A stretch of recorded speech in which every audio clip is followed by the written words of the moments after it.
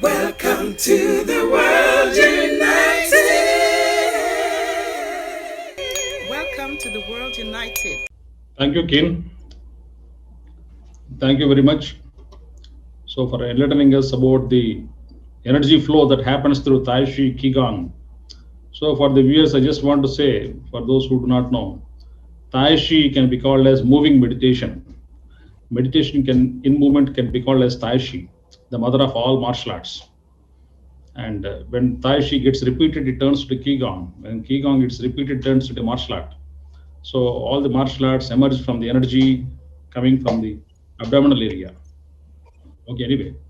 So this is what Gautam Buddha in his methodology of Anapanasati calls as Stapana. Stapana means keeping the mind's eye in the belly.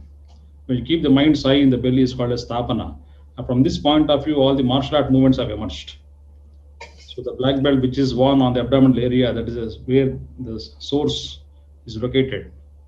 The cosmos is connected to the source. Anyway, the source is also connected to the environment. The present theme, spirituality, environment. Sonja Claus and Vivekanandi are the two other panelists on these topics. So, Sonja, I have a question for you. This environment issues that the world has been facing from.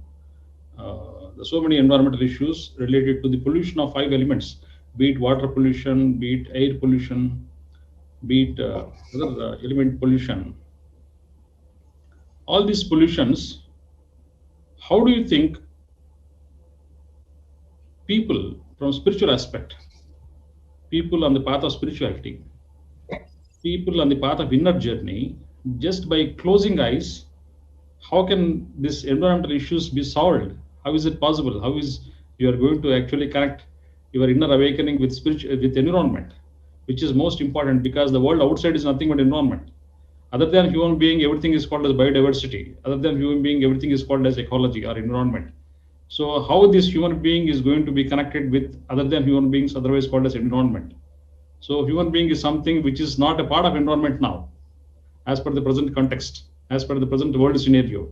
Human being is something which is damaging the environment, opposing the environment, though some of them know for sure that environment is a very, very important entity for mankind's survival on a long run.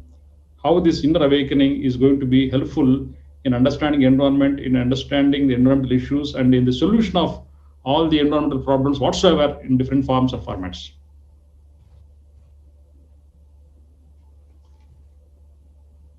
Mute, please. Now you can hear me. Yeah.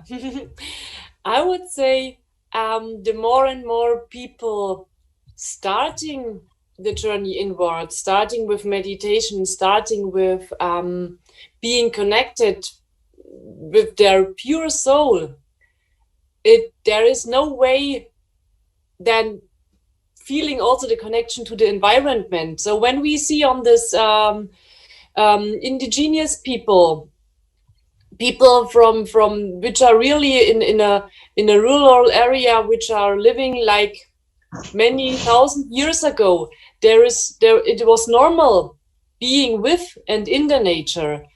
And I think, in my opinion, it's the normal aspect of being a human being is also being connected.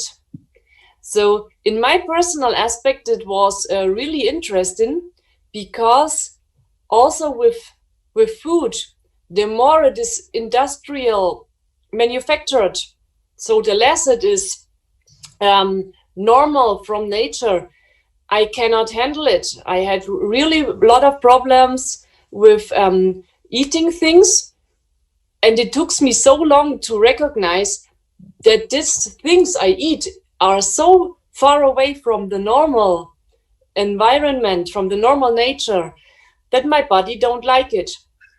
And I think when we start this journey to ourselves, then it is normal that we know we are connected.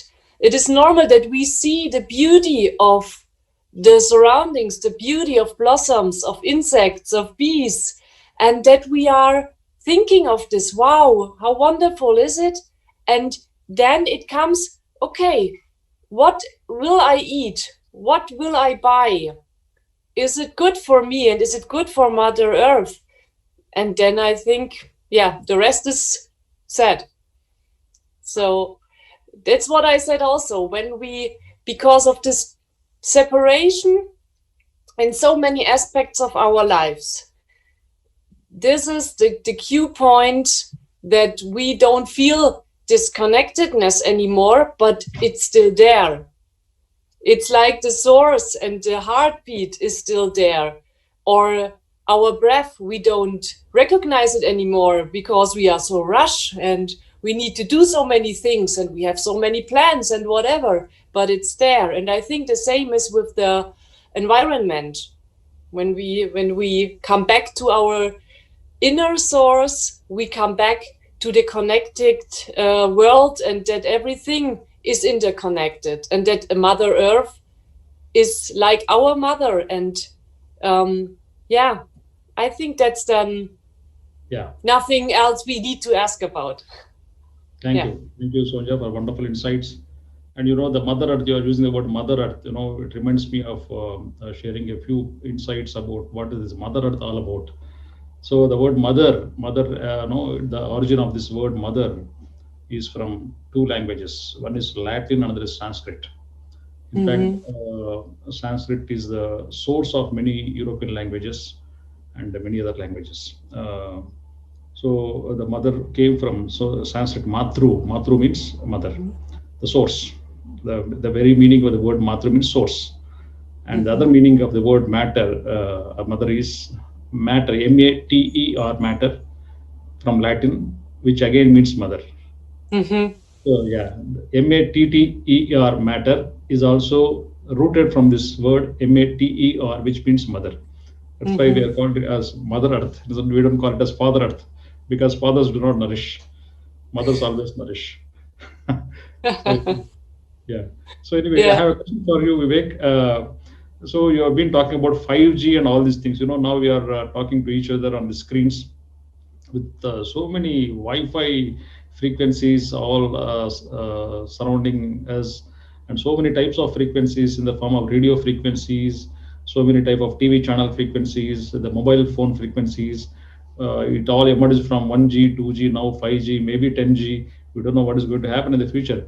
How do you see all these frequencies going to affect the inner awakening, and how this is going to affect the environment as such? You know, so many insects, so many reptiles, so many aquatic beings, so many arboreal beings, so many birds, all these things, avians. So how do you think these frequencies are going to affect these environmental beings and also the human awakening?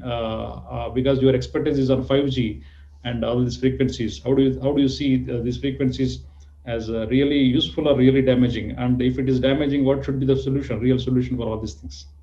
May I have your insights on this, please? Yes. Well, first, the insects are one of the first species to react to this because they have a shorter life cycle. So during the last 30 years, we've already lost 70% of our insects. It's estimated from several surveys, I believe, but one big one from Germany. So that is really threatening our whole survival, only that, you know. When it comes to the other environmental issues or health issues, there's no doubt that this will, it gives us a limited time to act, right? Already with the radiation present today, it's predicted 5 generations before our DNA is so damaged that we can't make children anymore. There's also predicted with 5G, it might take just months to see the effects, but that depends on the frequency that is gonna be used for 5G in the particular area, because that's different from area to area. And right now, when they say they have 5G in many places, it's actually the same frequencies as 4G, only with another interface. So I'm hoping that it's not really accelerating right now, but it soon will. For the global awakening, a couple of years ago, my guru, Jacqueline Maria Longstaff, she talked on Friday. She sent out a message saying if 5G happens, there will be no global awakening. Like this, this global awakening where very many people get enlightened, this moment that we're kind of anticipating. It won't happen. I don't know at what point of the rollout that happens, and I never got the time to ask her why she said that, but I mean, through the health research, I see it. If we get extinct, of course, we lose that opportunity. But also from this I talked about with the surveillance capitalism. Because the question is, I mean, even if you are enlightened, how is life in a society where all interaction is just viewed as equivalent with machines and has to happen through the internet? So of course, some people will be able to escape in nature. But it's also, I have the feeling that we might lose big parts of society. I don't know if I myself is privileged enough to be able to escape if it happens the way it looks like, with the smart cities and the smart things and so on. But I really feel that I wouldn't like to lose any soul to that. And the question also is, how enlightened can you become when you have to interact with machines all the time? And there will be a point, for example, it might happen with the COVID-19 vaccine, that many people get injected something that actually in part starts this journey of merging us with machines and connecting us to the internet. So I don't see any other solution than trying to oppose this as much as we can. And I also feel that the best solution would actually be, well, what we need is people to wake up to this surveillance capitalism issue. That's my take on it. Because if people understand the importance of keeping their privacy and leave the platforms of the big tech giants in masses, then their whole foundation of revenue will disappear. And it will not continue on that path. And I think actually, after having worked with this for 2 years, that's a much easier path than talking to our governments about the dangers of radiation, because that's really going slow. Yeah. Well, it's challenging. I have tried. I have started myself to use like a privacy respecting encrypted email, etc. And I mean, it shouldn't be that way. It should be illegal anyway, what they're doing. But I heard a quote from quantum field physicists saying that there's always, in the evolution of consciousness, there's always a dialogue between challenge and awakening. And if we want to wake up, we might have to take on some challenges and some responsibility. Yeah. So actually, when you are saying that 5G is going to affect the global spiritual awakening, I think the human beings must practice the art of telepathy. If we all can develop the art of telepathy, art and science of telepathy, I think we don't need all these Zoom sessions or world parliaments or any other sessions for understanding each other and doing some collective activity. But unfortunately, the human beings who think that they're very, very intelligent are not as intelligent as an ant. If you observe the ant psychology, when a small sugar pill is found on the floor, out of nowhere, an ant comes and sends signals, hey friends, come join us, big feast. So out of nowhere, again, hundreds and thousands of ants come in a very organized way, no quarrel, no conflict, no crowding, in a very, very organized way. They all make a line and take the food to their hideouts, keep the food. And there are all organizations there, the queen ant, the drone ants, and so many other categories. They know the quarantine, the ant communities know quarantine. If an ant becomes sick, the healthy ants keep them in a bay. They supply them food. They will be arrested. They will be fenced. So this much of knowledge is seen in cycles of ant, which human beings cannot understand. For us, human beings think that quarantine is known only to humans. Ants know what is quarantine since a long time. Since the ant species was born on the earth, they all know the meaning of quarantine. So even the word language. The word language came from languor, Latin languor, which means laziness. So out of laziness, we are unable to use the art and science of telepathy and using this magic of sounds. And we created so many languages, almost 5,000 existing languages in the world, 2,700 with Lipi, 2,300 language without Lipi. So many languages just for communication. The ant, without using any sound, with making any sound, without damaging any environment, in the form of 2G or 5G, it is healthily living with all. No, the lifespan of ant is only 15 days, maybe 30 days. But within such a short lifespan, they're able to live very happily. But why not human beings? Human beings are very different. They came out of mud. The word human came from humus, which means mud. We are very muddy beings. I don't know when we are going to develop. Anyway, thank you very much for all your wonderful insights, Vivek. And here with Kien, how do you connect this environment with the source of your knowledge? Your qigong exercises and from your backdrop of tai chi and all these things. I know all these formats as well at a personal level. How do you see this environment is related to the source of knowledge, the source of wisdom that you practice as a qigong exercise that you have taught the world now in the form of qigong exercise? How do you see the connection between the environment and the source of energy within? How do you connect that? Yeah, I see that. Yeah, all this 5G, all this society, everything that we, all these material things that we are covered. We are so covered about all of these, and we are just like so full of so many things that we don't really use. We cannot really see what we really need.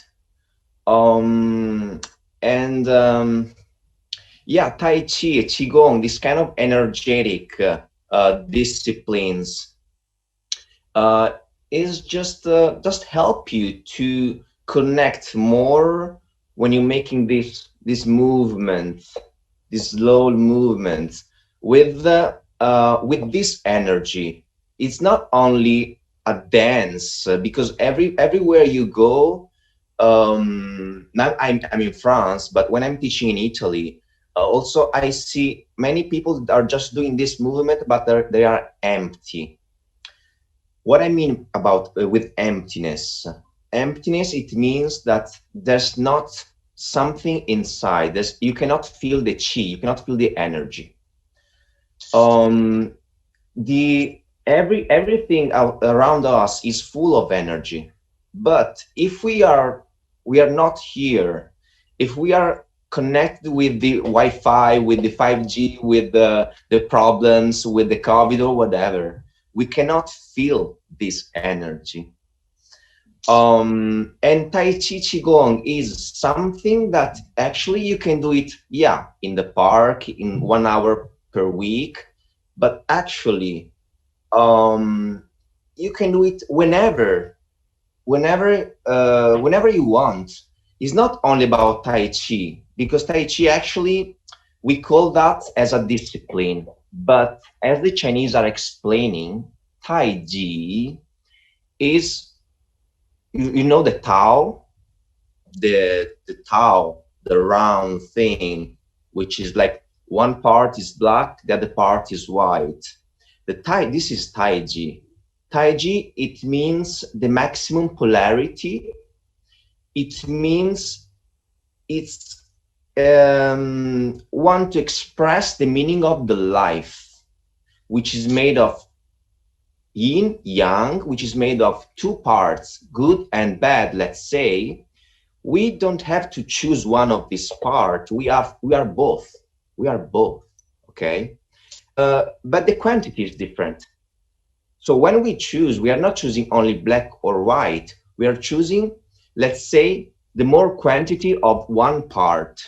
And when we make Tai Chi, the movements, we are expressing that concept, that life concept, the energy concept in those movements. We move every day.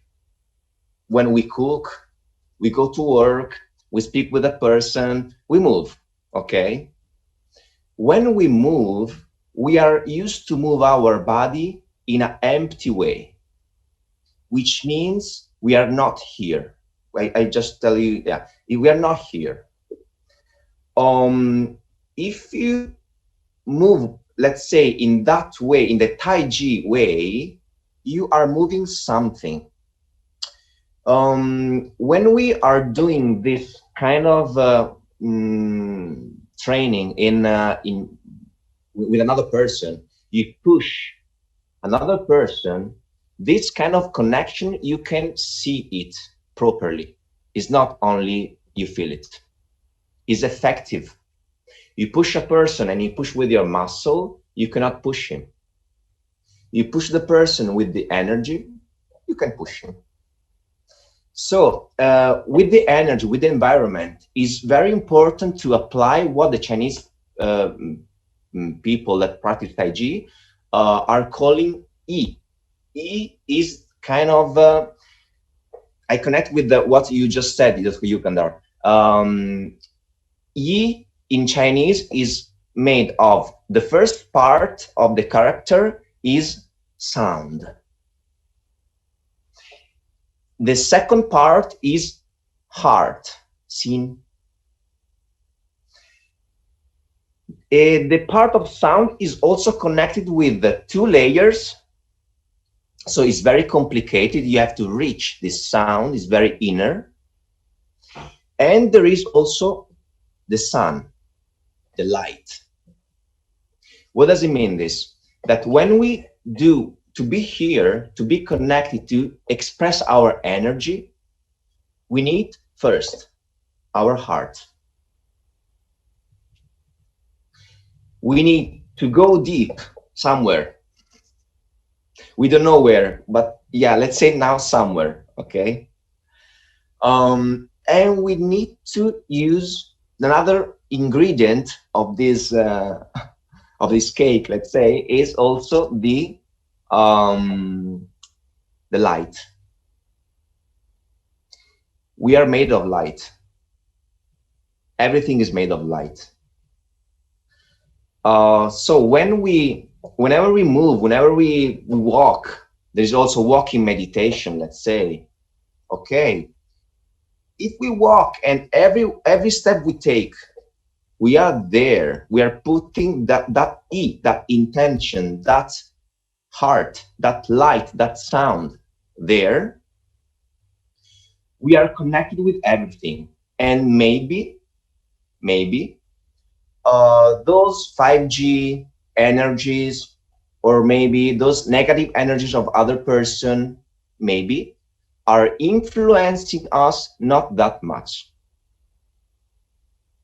So the heart, those things are really important to my experience, because it's like your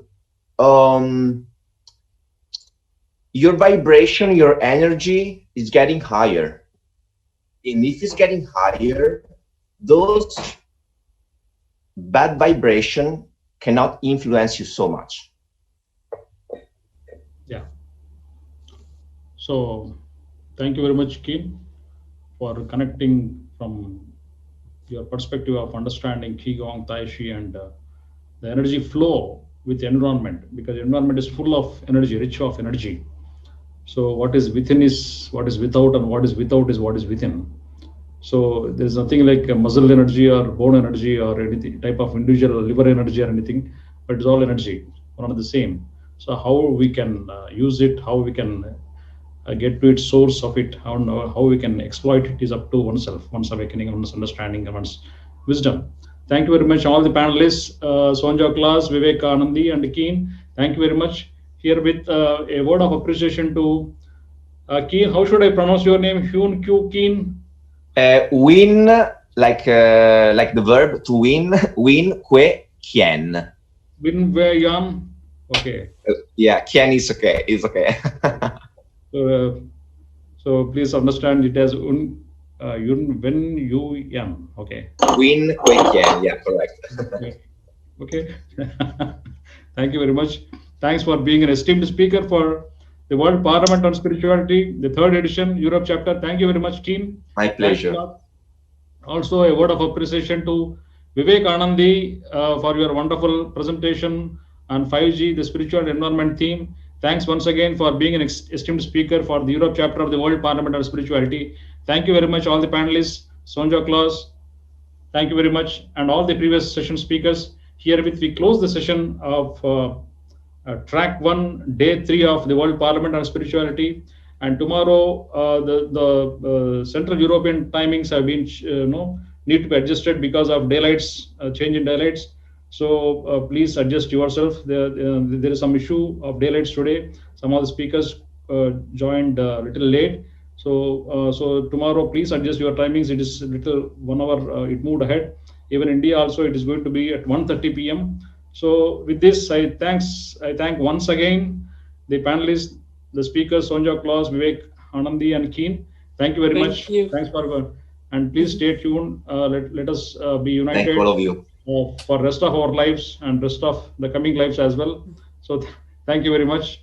So please join on the day 5 of the event at least by 1 p.m. or at least 12 noon CET, so that when all the speakers of Europe chapter can join, we can have some announcements. We are going to form the European Council of the World United for furthering our activities in the coming years of life in 2021, 22, and later. So we are going to form this council for the entire continent. So again, in 21, we are going to have, like we have this year, continent-wise events. This year, next year in 2021, we are going to have nation-wise events from all 200 nations of the world. Each nation will have 2 days or 3 days event in the next year, 2021. So I would like to invite all of you once again to participate in this events wherever you are from. It's going to be a virtual event, not going to be a physical event again. So in 2021, we will be